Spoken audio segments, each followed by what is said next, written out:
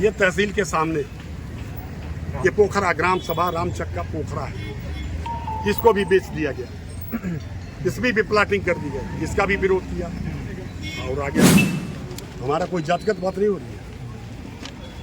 ये वर्मा जी का मकान है, पैसा लेकर भू माफियाओं के साथ एसडीएम संजीव कुमार उपाध्याय ने इसको भी कब्जा करा दिया। मतलब इस प्रकार के कई मामले नहीं एक प्रकार सुन लो भैया, जब आप लोग मीडिया के हो तो जरा जानो, हम कोई राजनीतिक व्यस्त हो। ये चेयरमैन है हमारे बच्ची देवी टाउन एरिया के पूर्व चेयरमैन, इसका मकान कब्जा कर लिया गया। ये लड़ती रही, धरना देती रही, कोई कार्रवाई नहीं हुई।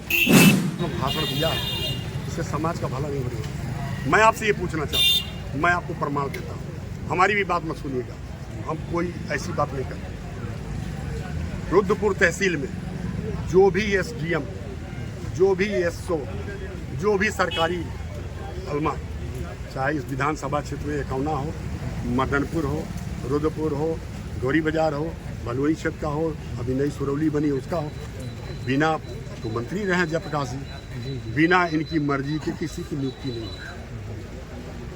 यहाँ एक एसडीएम हुआ करते थे गिरी जी, सूर्यभान गिरी, वो यहाँ एसडीएम थे, अरे तहसीलदार थे, उनको प्रमोशन भी दिलाया इन्होंने। और समझ लीजिए आप कि प्रमोशन होने के बाद उस एसडीएम के कार्यकाल में जितने भी लंबित मुकदमे थे, पैसा लेकर क्षेत्रीय विधायक मंत्री के इशारे पर न्याय किसी को नहीं मिला, कमरे में बैठ के फैसला लिख दिया। उनके खिलाफ ये शब्बीर अहमद इसने धरना दिया और आपको आश्चर्य होगा सुन के कि 151 में इसको 1 साल तक 1 महीने तक जेल में, डिस्ट्रिक्ट जेल में बंद किया गया। ये आपने कहीं सुना होगा, नहीं।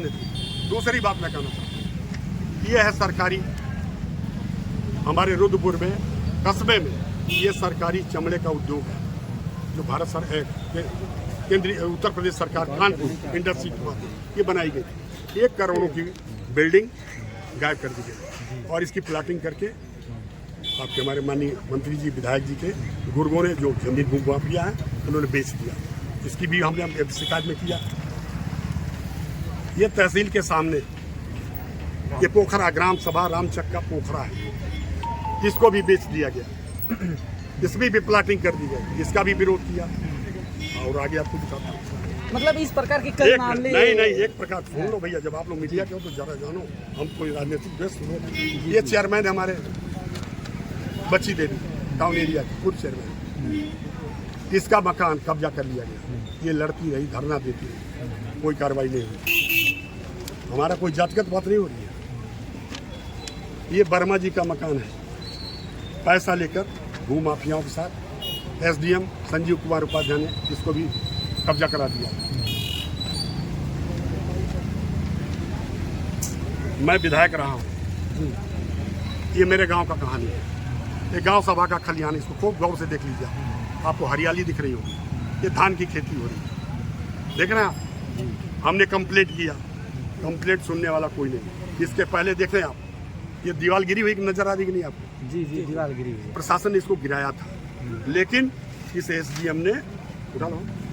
जी सर जी, इस घटना में आप आए हैं तो ये दिखाने का क्या उद्देश्य है? मैं बता रहा हूँ, बात सुन लो भैया, जल्दी में न रहिए, सवाल जवाब देंगे। ये देखिए दीवार बनवाया जा रहा है, ये एसडीएम के मदद से दीवार बनाएगा। ये अम्बेडकर पार्क कटरा में, इसको देख लें आप जरा, थोड़ा अम्बेडकर पार्क पीछे करके बनाइए, थोड़ा पीछे। इसको भी ये लोगों ने धरना दिया, इसका भी पता नहीं, ये भी गायब हो गया। अब देखिए एक चीज़ मैं आपको दिखाता हूँ, आप कहेंगे कि क्या हो रहा है। हमने कमिश्नर को और जिलाधिकारी सबको हमने आदेश दिया।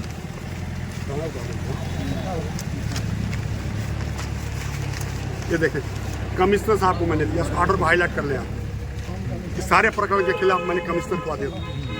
उन्होंने आदेश दिया डीएम को, इस पर तत्काल कमेटी बनाई जाए, इसकी जांच करके इसकी विद्युत कार्रवाई की जाए। इस ऑर्डर पे ये देखें, कमिश्नर साहब ने ऑर्डर दिया डीएम को, डीएम ने कमेटी बनाई।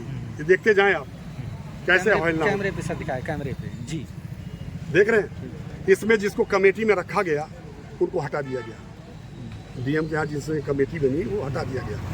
और एक जो टाउन एरिया जिले का पूरा और नगर पालिका का इंचार्ज एडीएम था, नाम उसका भूल रहा हूँ मैं, उसको भेजा गया और उसने सारे जांच को नाथौड़ा पोखरा पर आपके और अगल बगल के तमाम कंप्लेंट थे। ये ईओ भी थे, टाउन एरिया के ईओ थे, करोड़ों रुपया लूटा। उस भ्रष्टाचार की पूरी कहानी मेरे पास है, क्योंकि लंबा है। वो हमने दिया और उसके लिए जांच आई थी, कुछ नहीं, खत्म हो गया। मैं इसलिए कहना चाहता हूँ कि जब रक्षक भक्षक हो जाएगा किसको न्याय मिलेगा? इस तहसील में, इस पूरे इलाके में कोई ऐसा जो पूरी ये दिखा रहे हैं, ये कब से कब तक का मामला है? ये मामला है जब गिरी जी हमारे एसडीएम बने थे 18 से। इसका मतलब ये हुआ जब ये गवर्नमेंट बीजेपी आई तब से मामला हुआ। हाँ, ये हाँ, आप खुला बोलिए ना इस बात को। खुला तो बोल रहे हैं, बोले कि 2017 से मामला आया। हम तो बता रहे हैं, आपको डेट में दे रहा हूँ ना, डेट नहीं बता दूँ कब कंप्लेन किया हूँ। ठीक। डेट मेरे पास है भाई। इस घटना को जो है, मतलब एक घटना हुई इतनी दर्दनाक और हृदय विदारक, दो परिवार बर्बाद हुई। इस परिवार के बारे में आपका क्या कहना है? किस उद्देश्य से आप यहाँ आए? आज मैं उद्देश्य से यहाँ नहीं आया हूँ, मैं मीडिया को मैं कभी नहीं आया हूँ। मैं घटना के बाद मैं यहाँ आया ही नहीं।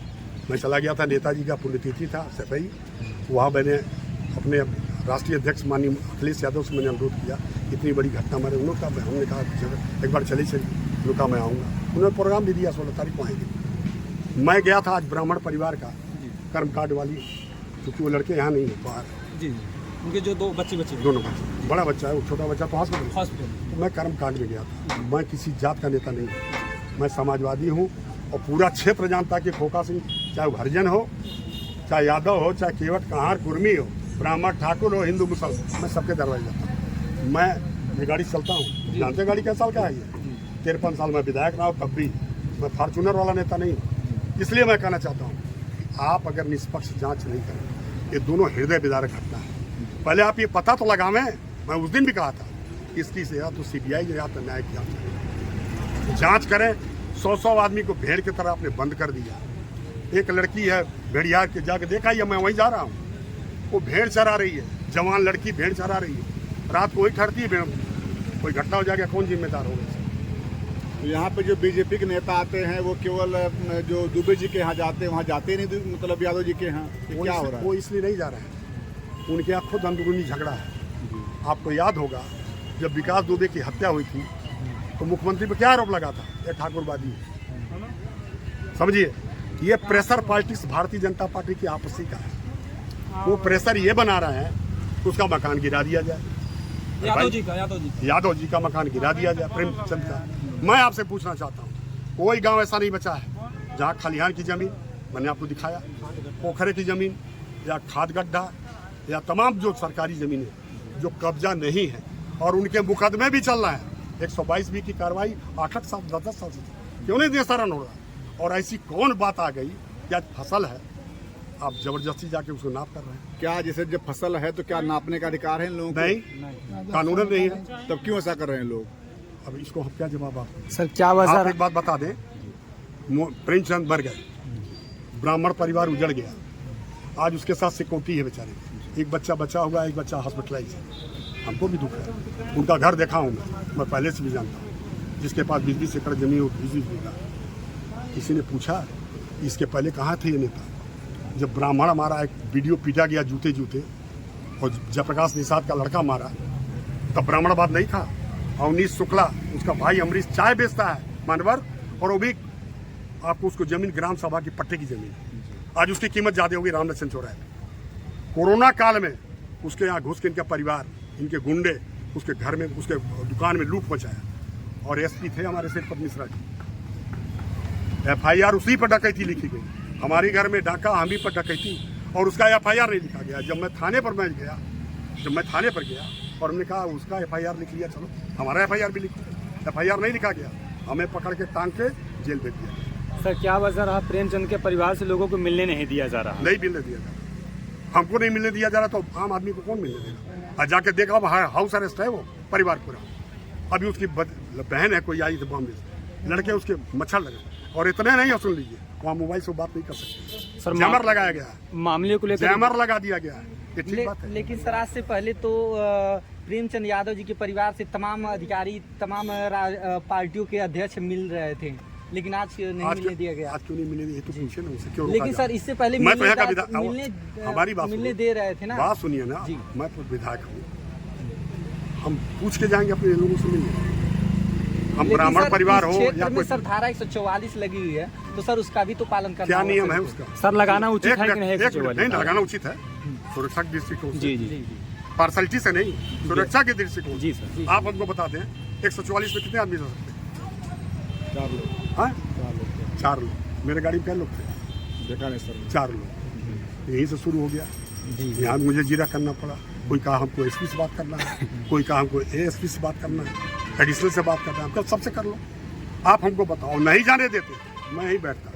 इस इलाके में खोखा सिंह को पहचान देने की जरूरत नहीं है। यहाँ में बताना नहीं है किसी को। हम लोग समाजवादी पार्टी का कार्यकर्ता है। सर मामले को लेकर 11 दिन हो गए, प्रेमचंद को कौन मारा, आरोपी भी गिरफ्तार क्यों नहीं हुआ, क्या ये वजह क्या कर रहा? रही है पुलिस? ये तो कर रही है, 100 आदमी मारे हैं उसको, जिसको पकड़ के जेल में डाला बिना इंक्वायरी के।